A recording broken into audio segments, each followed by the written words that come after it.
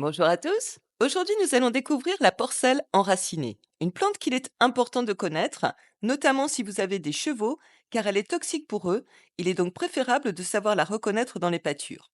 Elle est cependant appréciée par ailleurs pour ses vertus culinaires. On l'appelle aussi faux pissenlit ou pissenlit bâtard, car de loin, on pourrait les confondre. Un examen plus détaillé ne laisse cependant aucun doute.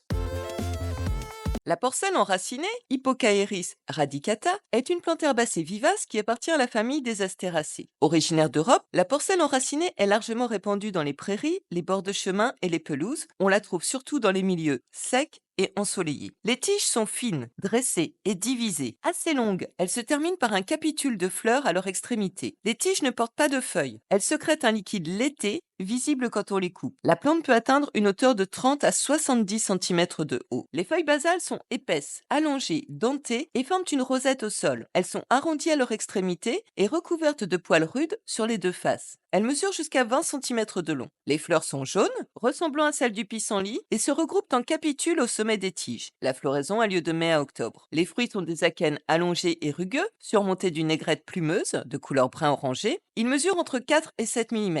Ils sont légers et donc facilement dispersés par le vent, ce qui confère à la porcelle enracinée une grande capacité de dissémination. La racine est pivotante, profonde et robuste, ce qui lui permet de bien s'ancrer dans le sol et de résister à la sécheresse. Alors, la porcelle enracinée est comestible pour les humains, mais elle est toxique pour les chevaux. Son ingestion par les chevaux provoque une affection du système nerveux, le Harper australien, un mouvement atypique qui se caractérise par des troubles de la locomotion, une hyperflexion involontaire des membres postérieurs, une atteinte du système nerveux central et ou des tremblements. En règle générale, les chevaux délaissent la porcelle enracinée, mais si les herbes se raréfient, ils la consomment. D'autant plus qu'apparemment, une fois qu'ils y ont goûté, la plante serait addictive. Donc la plus grande vigilance est de mise si vous trouvez de la porcelle enracinée dans vos prés.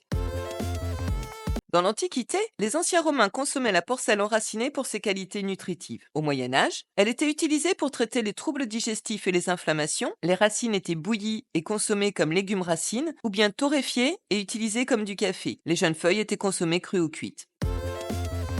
On n'utilise pas la porcelle enracinée en médecine naturelle. Elle est toutefois diurétique et dépurative, et en cure de printemps, on peut la consommer afin d'éliminer les toxines accumulées dans l'organisme durant l'hiver.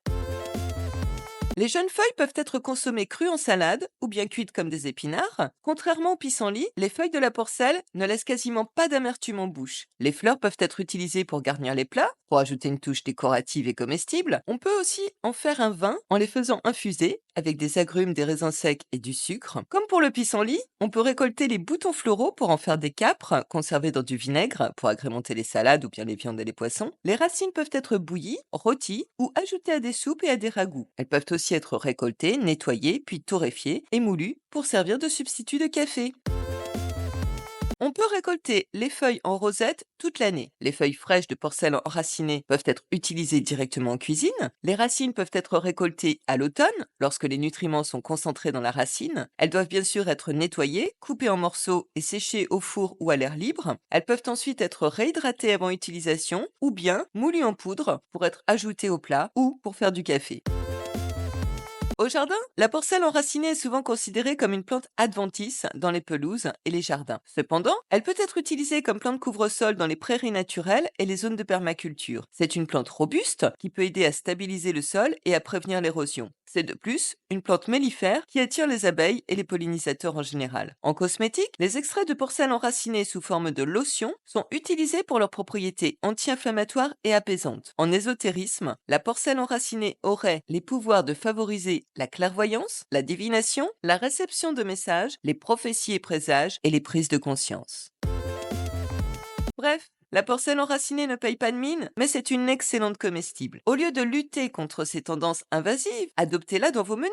Mais soyez néanmoins particulièrement vigilant à son installation dans vos parcelles si vous avez des chevaux qui pâturent. Le danger d'intoxication est lui bien réel. Un homme averti en vaut deux, mais il peut surtout sauver un cheval. À bientôt!